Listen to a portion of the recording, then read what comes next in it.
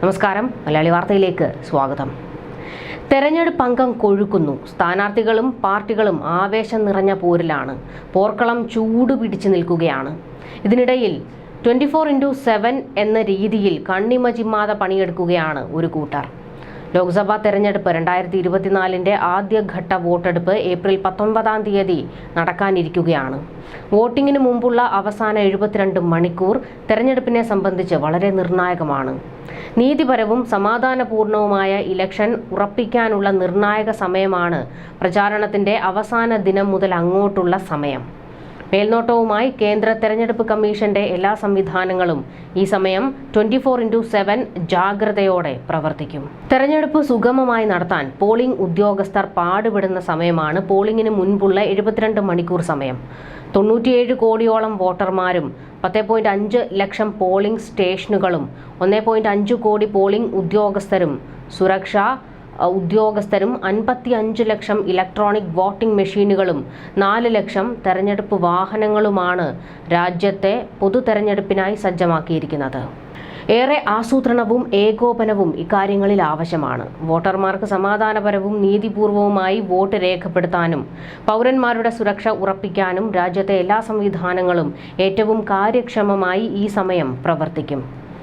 സ്ഥാനാർത്ഥികൾ പ്രചാരണത്തിനായി ചെലവഴിച്ച തുക സംബന്ധിച്ചുള്ള അവസാനവട്ടം കണക്കുകൾ ചിട്ടപ്പെടുത്തുക പോളിംഗിന് മുൻപുള്ള അവസാന 72 മണിക്കൂറിലെ പ്രധാന നടപടികളിലൊന്നാണ്. ഇതിനായി ഫ്ലൈയിങ് സ്ക്വാഡുകളും സ്റ്റാറ്റിക് സർവൈലൻസ് ടീമും എക്സൈസ് ടീമുകളും 24 മണിക്കൂറും സജ്ജമായ കൺട്രോൾ റൂമുകളുമുണ്ട്.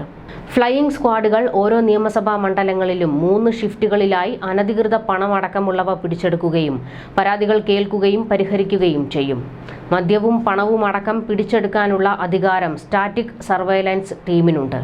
നിർണായകമായ ലൊക്കേഷനുകളിലായിരിക്കും ഇവർ ചുവടുറപ്പിക്കുക. തെരഞ്ഞെടുപ്പ് പെരുമാറ്റച്ചട്ടം പാലിക്കപ്പെടുന്നുണ്ടോ എന്ന നിരീക്ഷണം അവസാന 72 മണിക്കൂറിലും തുടരും. ജില്ലാ വരണാധികാരികളുടെ മേൽനോട്ടത്തിൽ മുതിർന്ന പോലീസ് ഉദ്യോഗസ്ഥരെയും പങ്കെടുപ്പിച്ച് തെരഞ്ഞെടുപ്പ് വേളയിൽ സമാധാനം ഉറപ്പുവരുത്തുന്നതിനുള്ള നടപടികൾ കൈക്കൊള്ളും.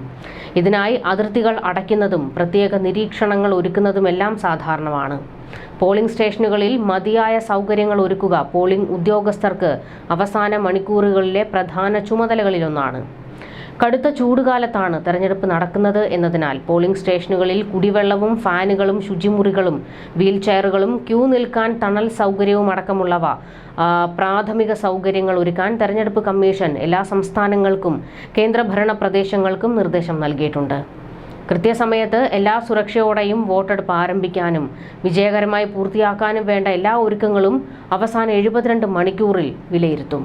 എന്തായാലും വലിയ ജാഗ്രതയാണ് മിക്കയിടങ്ങളിലും ഉള്ളത്. പ്രശ്നബാധിത പ്രദേശങ്ങളുണ്ട്. അവിടങ്ങളിൽ കൂടുതൽ ജാഗ്രതയോടെയാണ് തെരഞ്ഞെടുപ്പ് കമ്മീഷൻ പ്രവർത്തിക്കുന്നത്. മാത്രമല്ല, തെരഞ്ഞെടുപ്പ് ഇലക്ഷൻ ഡേറ്റ് പ്രഖ്യാപിച്ചത് മുതൽ ഇലക്ഷനോടനുബന്ധിച്ച് തന്നെ കോടിക്കണക്കിന് രൂപയാണ് പലയിടത്തു നിന്നായി ഇപ്പോൾ പിടിച്ചെടുത്തിരിക്കുന്നത്.